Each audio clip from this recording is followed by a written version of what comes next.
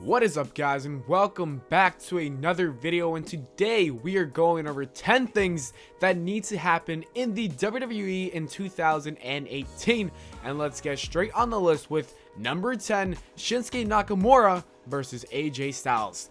I'll start this off with something that I think we all want to see at WrestleMania 34, the King of Strong Style versus the phenomenal AJ Styles for the WWE Championship. In the last two WrestleManias, we haven't had that match that really stands out. We haven't had that match that all hardcore and casual fans want to see badly. Fans have been reduced to part-timers, taking the spotlight for the simple fact that Vince McMahon believes they're the only people who can draw. But now, we have two guys that the WWE Universe loves. Two guys that the hardcore fans would die for. Two guys who can blow the roof off the place. WrestleMania usually doesn't have a roof, but this match would be so good that they build a roof during the match just to tear it down. As you can see, I'm really excited for this match and I hope we get to witness it. If WWE doesn't do this, they will completely miss a huge opportunity, and I don't know if I can forgive them for it. I'll still watch, but I won't forgive them. Number 9, broken Matt Hardy. When Matt Hardy re-signed with the WWE after such a long time at WrestleMania 33, fans were immensely excited. Since Matt Hardy was killing it around the world with his broken gimmick, there were high expectations. Unfortunately, Hardy was never allowed to fully use his broken gimmick, and we have yet to see him in the WWE with that gimmick. I truly believe if WWE lets him have some creative control with the creative team, Matt Hardy could be one of the most interesting things on the main roster. At this point, WWE is just having his momentum fade away.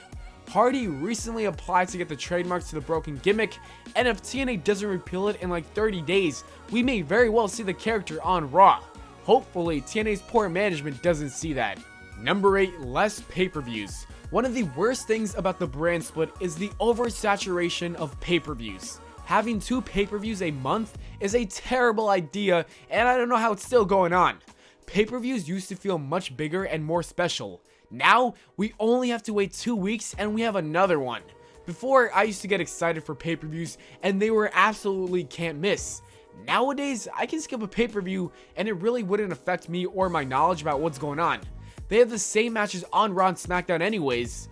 WWE seriously needs to fix the layout of pay-per-views because it's been hindering the value they once had.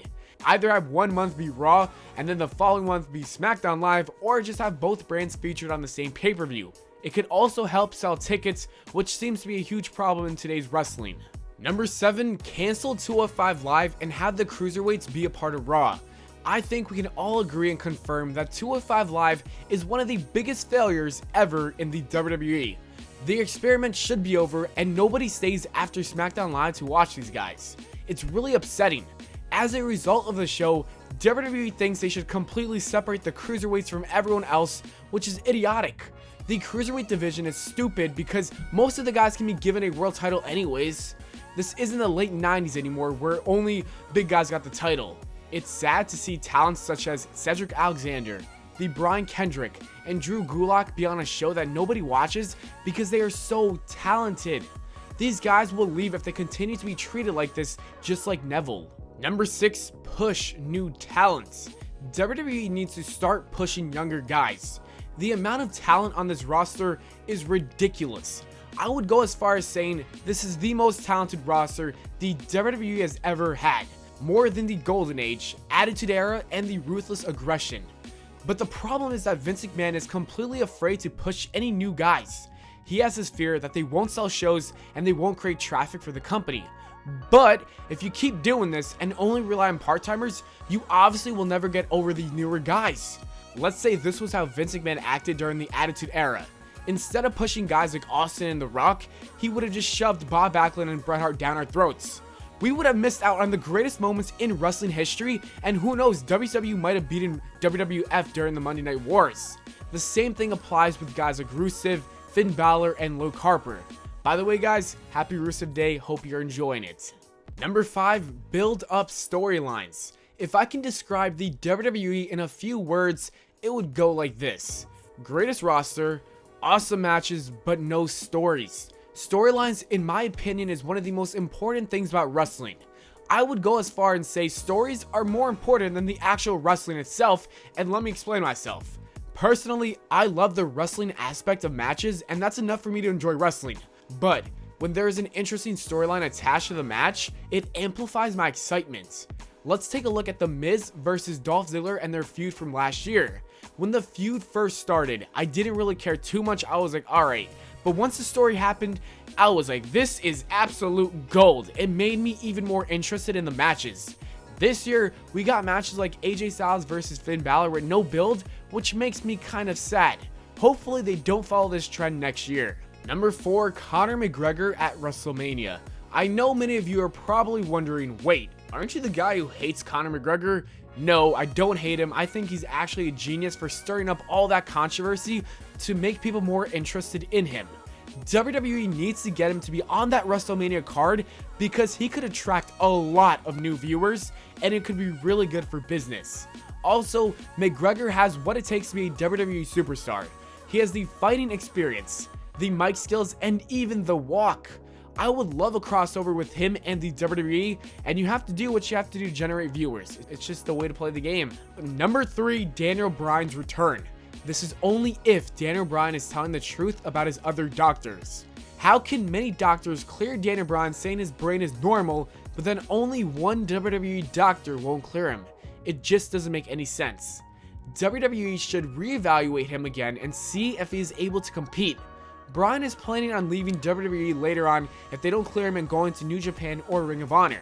This would not be the greatest idea because they hit too hard. WWE is perfect because they have a much more safer style. Also, Bryan is one of the most over guys ever, and this would be huge if they lost him. If doctors check on him again and they don't think he's able to compete, I'd rather have him stay retired and live a long happy life with his family. Number 2, the Balor Club. Finn Balor, Carl Anderson, and Luke Gallows must form the Balor Club next year. Whether it's on Raw or SmackDown Live, I couldn't care less.